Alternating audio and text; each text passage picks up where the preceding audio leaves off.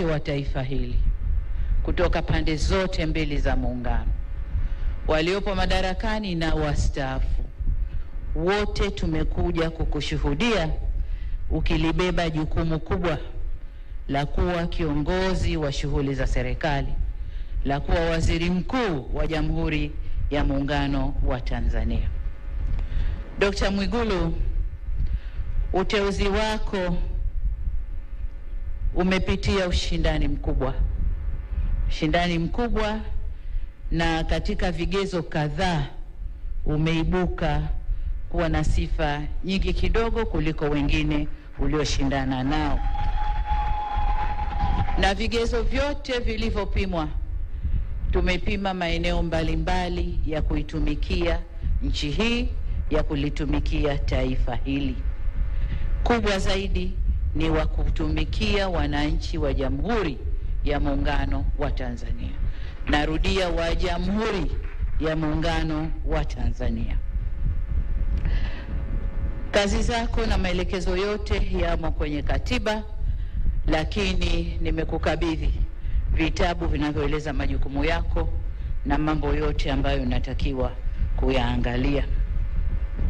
Umepokea kijiti kutoka kwa Waziri Mkuu mstaafu ndugu yetu Mheshimiwa Kassim Majaliwa, ambaye amefanya kazi nzuri kufanikisha tunayotamba nayo leo. Tukitamba na ujenzi wa mashule, tukitamba na vituo vya afya, mahospitali ya kanda ya rufaa, kila tunachotamba nacho leo, yeye halikuwa nyuma yangu kuhakikisha yanakwenda vizuri. Kwa hiyo umepokea kijiti kutoka kwa mfanyakazi mzuri ambao sina shaka utafuata miguu yake na utaongeza pale unapohisi panahitaji kuongezwa nguvu. Hivyo tunakupongeza na kukutakia kila la kheri katika utekelezaji wa majukumu yako mapya.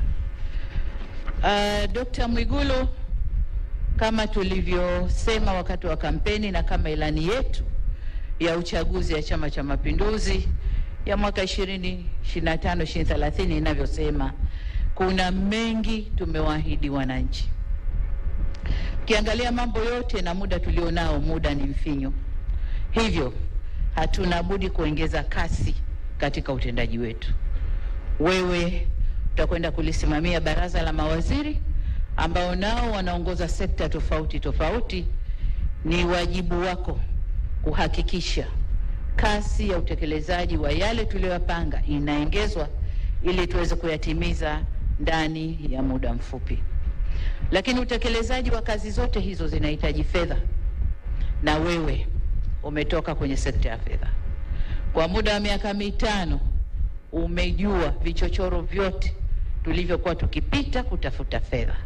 Kwa hiyo utamsimamia atakayekaa kwenye nafasi yako ili naye aweze kupita kule tulikopita, fedha ipatikane na kazi ifanyike. Kwa hiyo kwa ufupi, una kazi kubwa sana, na leo baadaye nitakwenda kulifungua bunge la 13 la Jamhuri ya Muungano wa Tanzania, ambao nitaeleza yale yote ambayo tunatakiwa kuyafanya ndani ya kipindi hiki cha miaka 5. Kuna mengine uliyasema mwenyewe jana pokuwa bungeni, nilikusikiliza vizuri, na ni imani yangu kwamba hukuyasema tu, lakini una moyo wa dhati kuyasimamia yale yote. Kwa hiyo kama nilivyosema, tukutakie kazi njema. Mzigo huu si mdogo, na kwa umri wako, sijui Kassim aliingia akiwa na miaka mingapi, lakini kwa umri wako mzigo huu ni mkubwa. Kwa umri wako vishawishi ni vingi vya marafiki, ndugu, jamaa na wengine, vishawishi ni vingi. Nafasi yako ile haina rafiki, haina ndugu, haina jamaa. Ni nafasi ya kulitumikia taifa hili.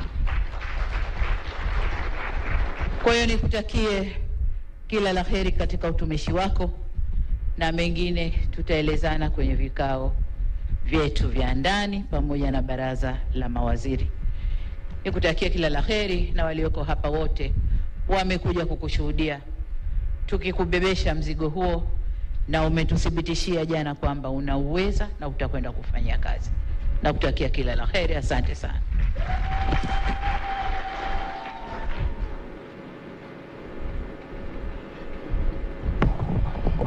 Asante sana Mheshimiwa Rais wa Jamhuri ya Muungano wa Tanzania. Haya, naomba tukae. Kinachofuata sasa kwa heshima na taadhima, naomba uridhie tupate picha za kumbukumbu.